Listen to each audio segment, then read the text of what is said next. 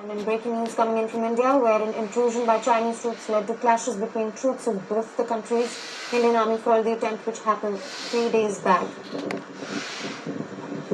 Now, India and Chinese troops clashed in Sikkim last week after PLA tried to intrude. Injuries have been reported on both the sides. The clash comes amidst the 9th round of military talks between India and China. I was reading stories about these have lasted for nearly 16 hours. 2019.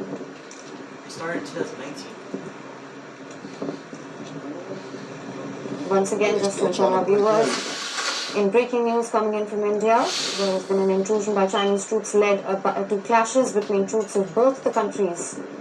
Between China and India, Indian Army foiled the attempt, which happened 3 days back. Now, it's important to note here that this happens between the 9th round of talks between the two sides. Indian and Chinese troops clashed in Sikkim last week after PLA tried to intrude. India is currently in a standoff with China, as of course we have covered earlier as well. And this lasted for nearly 16 hours. In the latest clash, Atila comes even as Indian and Chinese troops are already engaged in border standoff, like we just mentioned, in eastern Ladakh. And Chinese didn't invade, so they stood them off. Then they had a gunfight, but they don't say that much, obviously. On your screens, you can see Indian and Chinese troop clash at the Nakula after PLA's attempt at intrusion once again.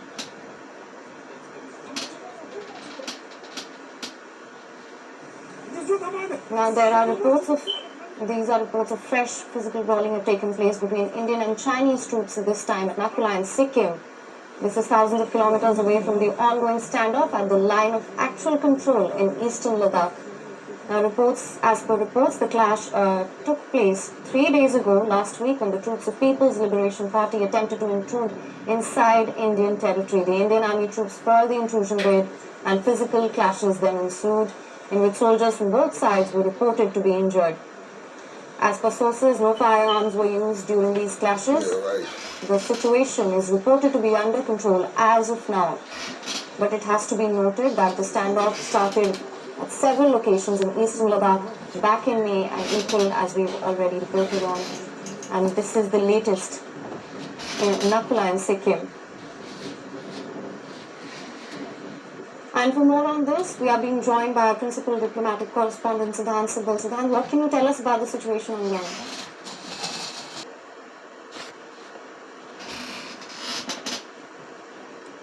Well, as of now, we are all waiting for the official word from the Indian Army. There is no word from the Indian Army, but sources have confirmed that an incident took place on Friday when the Chinese tried to intrude in North Sikkim area. And the development, it comes at a time when both sides have been engaging in conversation. In fact, the 9th round of India-China military talks got over today at 2:30 a.m. and we know that the briefing from the Indian side, the China study group still has to meet. But even before this meeting was to take place, the news came that this incident happened on Friday, and it comes at a time when the Chinese forces are trying to increase tension not only with India but also with Taiwan. We saw over the weekend how the Chinese forces intruded into the Taiwanese airspace. Yes, Siddhant, as we just mentioned, the timing of this is very important. This just comes days before the 9th round of military talks. What can you tell us about the talks and how do you assess the situation? Well, the situation clearly points out to one thing, that is an aggressive China trying to change the situation on the ground unilaterally, not only with India but with other countries in the region. A very, very aggressive China. 2020 was the year that changed the dynamics between New Delhi and Beijing with the Galwan incident, the incident in which 20 Indian soldiers died because of aggressive actions by the Chinese forces. There were, of course, on the Chinese side as well, but we know that China has not come out with any figures. So by and large, an increasingly aggressive China in 2021 or 2021 as well, and the incident coming at a time when we have seen a change of guard in Washington as well. So perhaps the Chinese are trying to test the tempers or the nerves of the new president of the United States and trying to increase heat with Taipei and New Delhi. And as we just mentioned that physical clashes then ensue, do we have any reports of injuries and how many people were injured on both the sides? Do we know anything about that yet? Well, as of now, we are waiting for the official word from the Indian Army. What the Indian Army release is expected to tell are the things which you are asking. Everyone is waiting, in fact, because nobody as of now knows what exactly happened on the ground, how many were injured from the Chinese side and from the Indian side. But everyone will, of course, will be also keenly awaiting how the situation turned.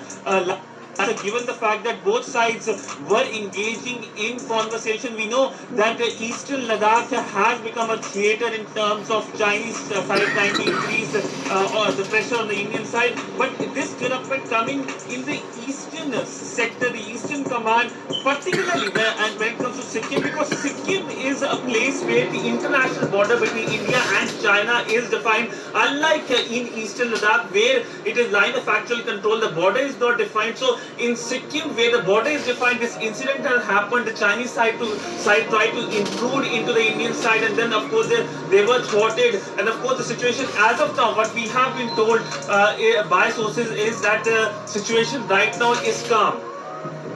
Alright, Siddhant, what do you think, what can you tell us about China's agenda here? This is happening when talks have already been going on, and yesterday just the 9th round of talks were on for about 16 hours. Why do you think that this is still continuing to happen? Why have the talks failed to yield any results? What do you think is the reason for that?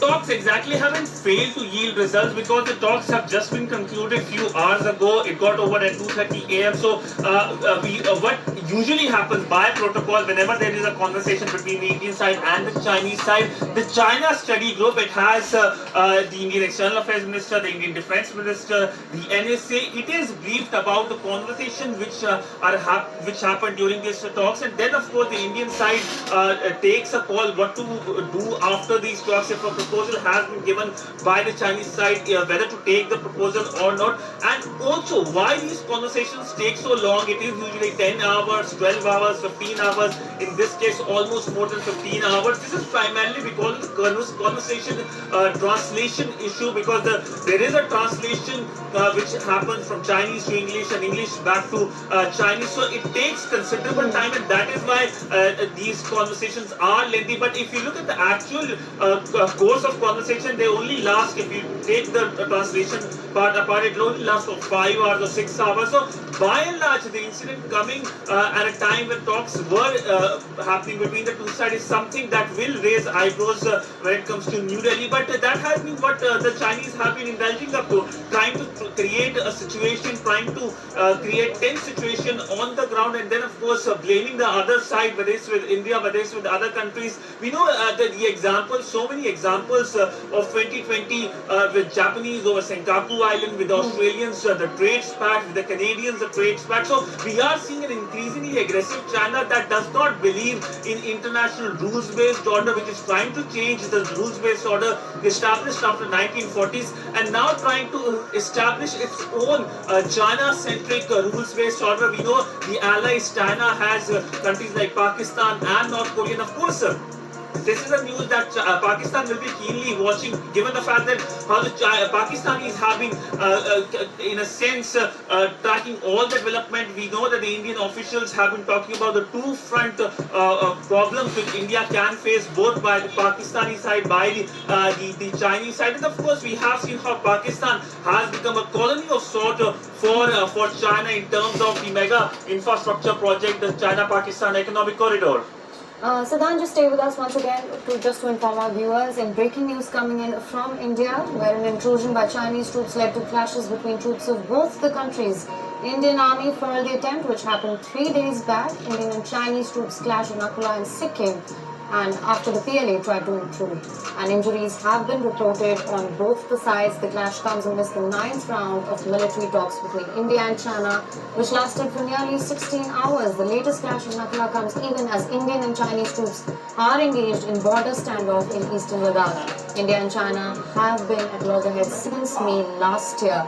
20 Indian soldiers who died in Galwan after Chinese army had launched an aggressive action. China did not disclose the number of casualties on its side, though as per US intel reports, it suggests that China had suffered 35 plus casualties, and the two sides have already held 8 rounds of talks on various levels, and just yesterday completed the 9th round of talks over this. India has asked for complete disengagement on various points of friction. And once again, Siddhant, coming back to you, what do you think China stands to gain at this point when they have already been engaged in talks?